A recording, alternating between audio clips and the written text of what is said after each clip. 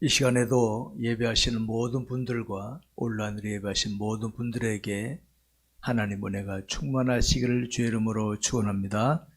오늘은 특별히 종료주일입니다. 주님의 고난을 기념하는 그런 의미의 종료주일인데, 오늘 본문 말씀은 포도원 품꾼의 비유입니다. 종료주일에 포도원 품꾼의 비유, 그러면 좀 어울리지 않는 것 같은데 그 말씀을 잘 들어보시기 바랍니다. 여러분들 이 포도원 품꾼의 비유를 어떻게 생각하십니까? 많은 사람들은 이렇게 생각을 잘합니다. 열심히 일하라, 이런 교훈이 아닌가, 이렇게 생각하고 있습니다. 틀린 말은 아닙니다. 근데 그건 너무 막연한 생각입니다. 너무 막연한 생각입니다. 오늘 제가 구체적으로 말씀을 드리겠습니다. 이 비유의 배경을 보게 되면, 19장에 보게 되면 예수님께서 제자들에게 가르치실 때 많은 사람들이 따랐다 그랬습니다. 많은 사람들이 따랐다. 신기했거든요. 그동안에 랍비들을 통해서 듣던 말씀과 달랐거든요. 많은 사람들이 따랐습니다. 근데 바리새인들이 예수님이 시험합니다. 뭐라고 시험했는가 하니까, 사람이 어떤 이유가 있으면 이혼할 수 있습니까? 이혼에 대해서 물었습니다. 다시 말해, 어떻게 하면 아내를 버릴 수 있습니까? 이혼이거든요. 그때 예수님께서 하나하나 답변하시면서 그 다음에 주님이 천국에 대한 걸 가르치면 이렇게 말해요. 천국에 가는 건, 그 다음에 나온 내용이 이겁니다. 우리 이런 내용을 알고 배경을 보고 본문을 봐야 됩니다. 어떤 사람이 제3시, 이른 아침에, 우리로 말하면 아침 9시입니다. 9시에 나가서 일꾼을 불러옵니다. 제6시 12시입니다. 또 불러옵니다. 그 다음에 오후 3시에 불러옵니다.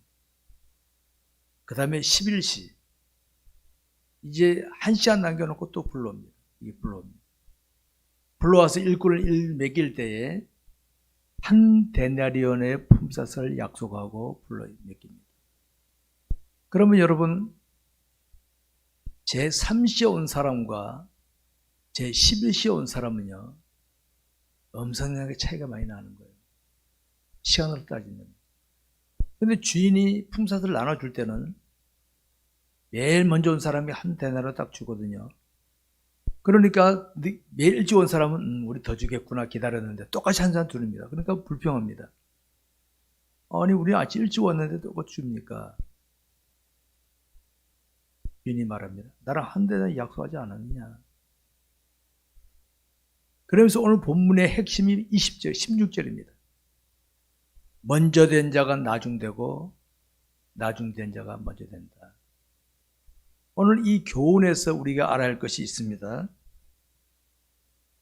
먼저 온 사람들은요, 우리 잘 봐야 됩니다. 먼저 온 사람들은 내가 몇 시부터 왔다, 내가 몇 시부터 왔다, 이것이 딱 틀에 잡혀 있습니다.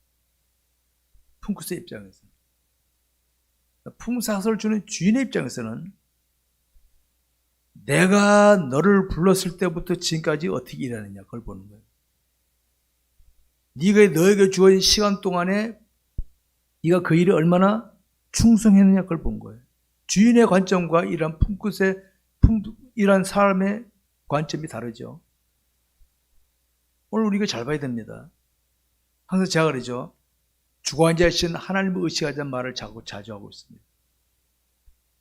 나를 부르신 하나님, 나에게 이런 저런 기회를 주신 하나님을 의식하고 살아야 되는데, 우리는 내 관점이에요. 내 관점. 내 관점이에요. 내 관점. 특별히 우리는 고난주간을 맞으면서 살펴봐야 됩니다. 이 포도원 품꾼의 비유는 고난주간하고 잘 안 맞는 것 같아. 그런데 봐야 됩니다. 그냥 기념으로 지내는 절기가 되면 안 됩니다. 내 관점에서 살아왔다면 회개해야 됩니다. 내 관점에서. 그렇습니까?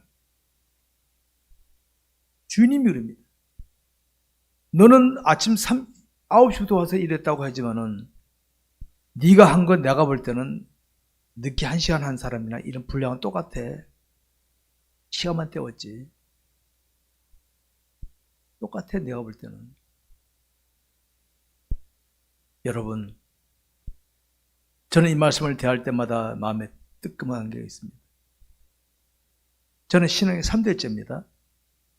목사입니다. 이거 의시되고 품 잡으면 안 된다. 그래서 저는 행함을 무척 강조하는 목사입니다. 행함. 먼저 믿고 중직을 맡았다면 그것을 맡기신 하나님을 의식하고 그만큼 더 열심히 해야지. 내가 뭔데. 오늘 이런 모습의 기독교인이라면 그런 기독교인이 고난주간 지나면 뭐합니까? 행사지 그냥. 그거 아닙니다, 여러분. 우리 종료주의를 맞으면서 고난주간을 받으면서 생각하게 됩니다. 우리 기독교인들의 인생을 잘 알죠. 내가 언제부터 예수 믿었다. 내가 언제부터 이 일을 맡겼다. 내가 이 교회 언제부터 왔다. 나는 직책이 뭐다. 그것도 중요합니다. 그만큼 더 가야 돼. 그만큼 더 해야 돼. 우리는 나와 함께 늦게 온 저 사람을 생각하면서 내가 너보다 나이 더 먹었다. 뭐 주인은 그만큼 더 해야지. 더 열심히 해야지. 더 열심히 하러 불렀는데 넌 땡땡을 치고 있네. 그래서 먼저 된 자가 나중되고 나중된 자가 먼저 된다는 것입니다. 우리가 3월을 출발하면서 이런 표를 출발했습니다. 실천하는 신앙생활. 실천하는 신앙생활. 우리 장로교는 특별히 믿음을 많이 강조합니다. 믿음.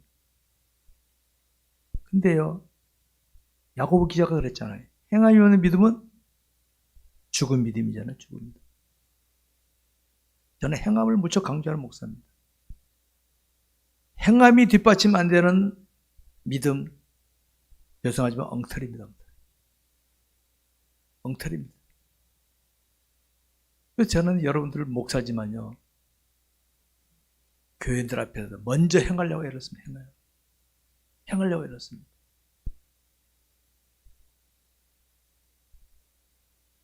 여러분, 알고 있고 생각하고 있는 것을 만족하는 기독교인이 있습니다. 한번 따져봅시다.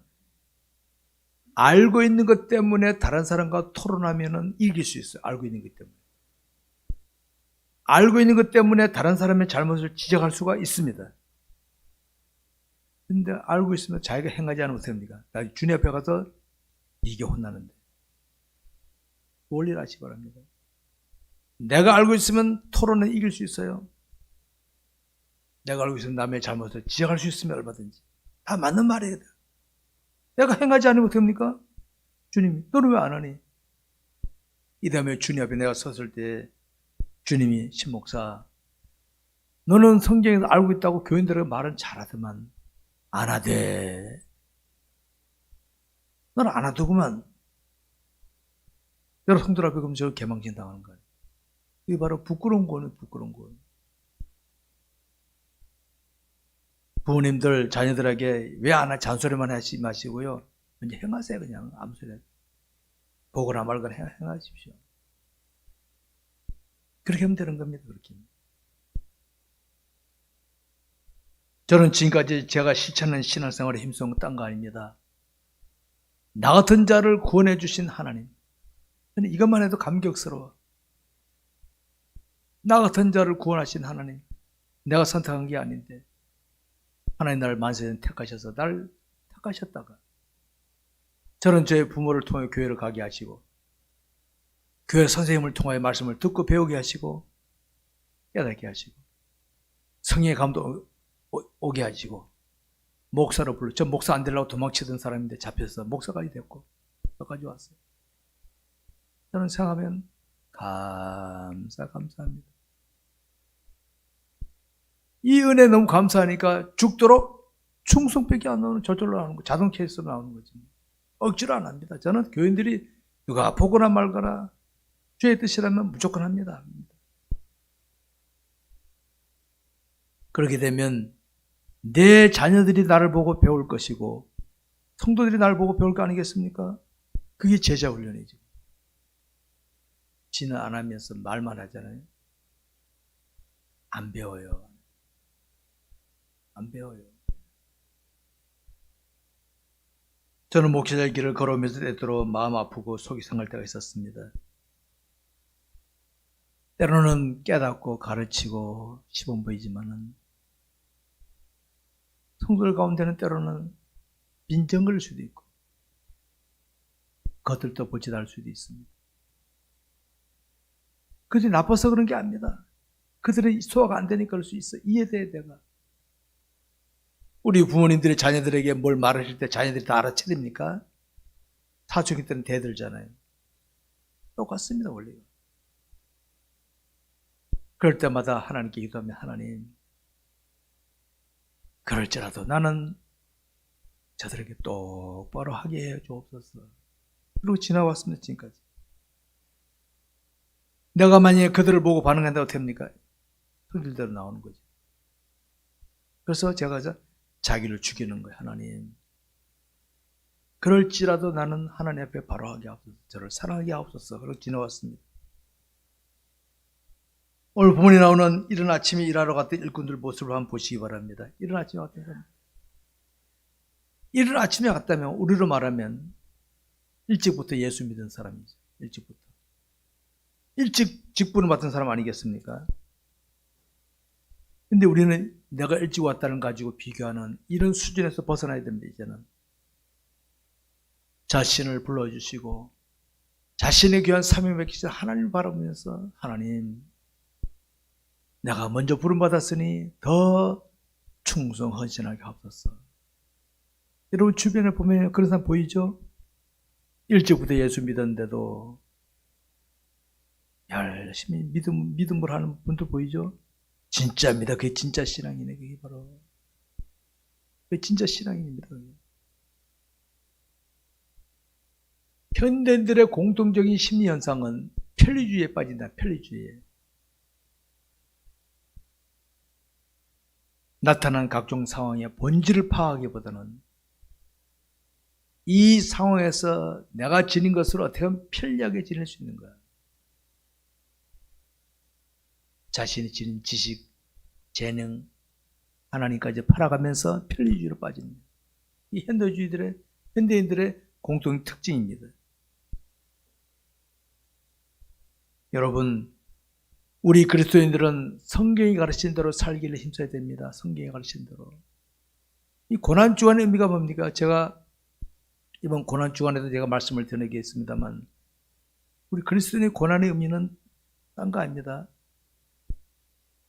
말씀에 순종하다 보면은 상황이 다른 거 있을 수 있죠. 말씀에 순종하다 보니 자존심 상할 때가 있고, 손해볼 때도 있고, 억울할 때도 있고, 나는 잘해주려고 하는데 저 사람이 나한테 나쁜 짓을 해. 속으로 나도 해보자. 이게 나오잖아요. 우리 다 경험하지 않습니까? 저도 그런 경험 속에서 지나왔습니다. 그때 하나님 앞에 엎드리는 겁니다. 하나님, 나는 하나님의 백성이니 이럴 때 하나님의 백성답게 나가게 해주옵소서. 몸부림치는 겁니다. 그게 십자가 지는 거고 그게 그리스도인의 고난의 의미입니다. 여러분. 오늘 기독교인 그거 있습니까? 성질들 해버리지. 현재 내가 하는 일이 힘들거나 어려울 수 있습니다. 예를 들어 현대 보십시오. 힘들고 어렵지 않은 일이 있습니까? 세상에. 아니 가정생활에서도 힘들고 어려운 일 없습니까? 특별히 자녀를 양육하다 보면 어떻습니까? 결혼했을 때야 깨가 쏟아지지만 조금 지나면 이제 타는 냄새가 막 나오기 시작합니다. 이게 인생 여정이에요. 힘들고 어려움이 생깁니다. 힘들고 어려움이 없는 곳은 하나도 없습니다. 우리가 볼 때는 웅장 화려하니까 멋진 것 같죠? 아니에요. 그 내면에는 다 힘들고 어려움이 있습니다. 있어요. 사람들은 그럴 때마다 자기 감정대로 나가길 잘하는데 오늘 1시간 전에 부름받은 이 사람은 어땠습니까?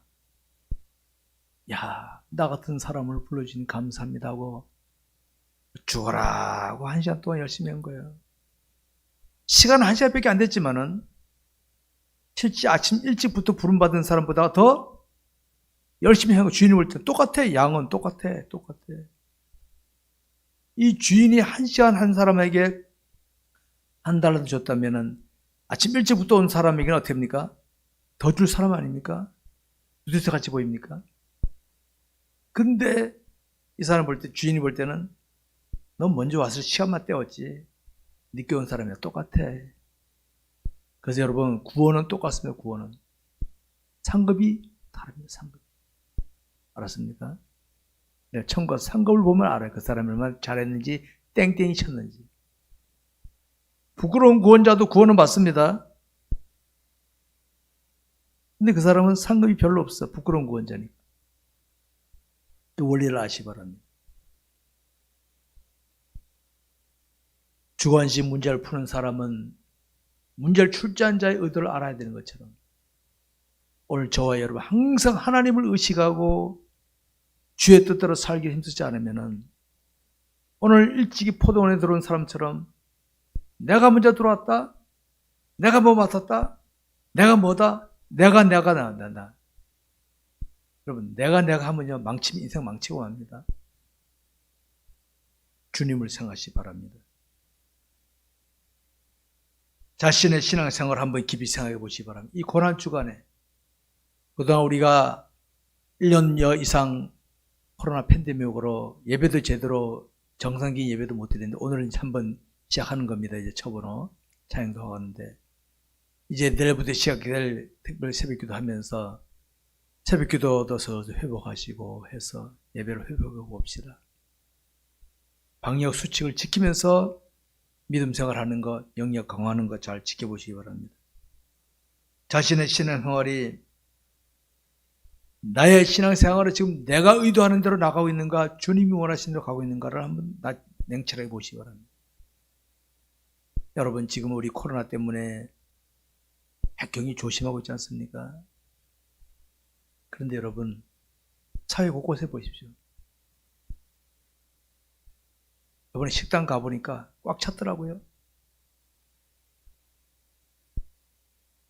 자기 가고 싶은데 다 가요. 다 가잖아요. 그래서 저는 다 가지 않습니까? 가고 싶은 데는. 근데 주님 앞에 가면은 죽을 것 같죠? 잘 생각해 보시기 바랍니다.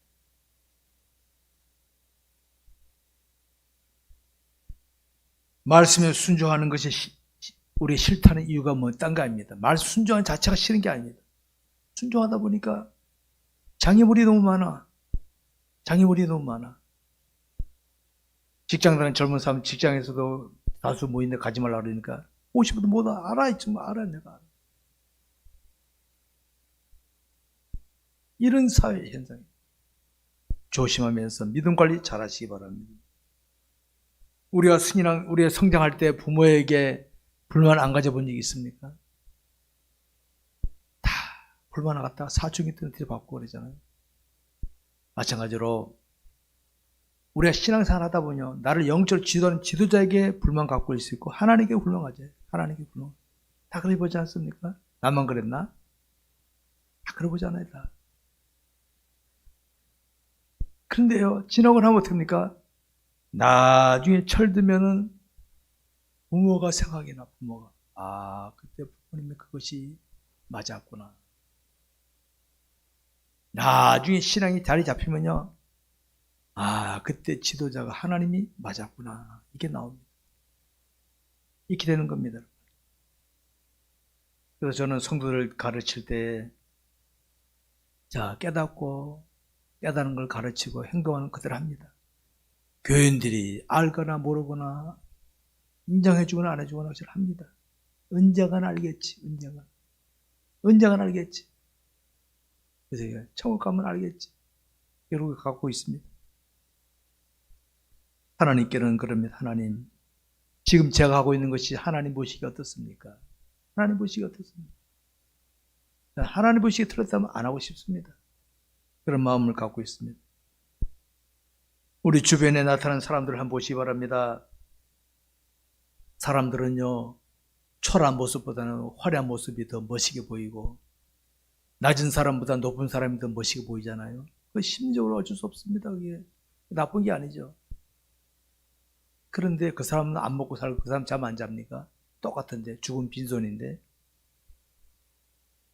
교회 안에서도 그런 것을 행세하면 안 된다 이 말. 교회 안에서도 혹자는 이렇게 말합니다. 신앙생활 하려고 해도 뭐 돈이 있어야지, 뭐가 있어야 하죠. 그런 분들이 있죠. 그래야 대우를 받는다 이 말. 혹시 우리 교회에서도 그런 느낌을 받으셨습니까? 우리 교회도 신앙문과 교회도 돈이 있어야 계급이 높아야 대우받지, 안 그러면 대우 안 해주더라, 그런 느낌 받았어요. 그럼 우리 교회 변질됐습니다. 우리 교회 썩은 겁니다. 그런 교회.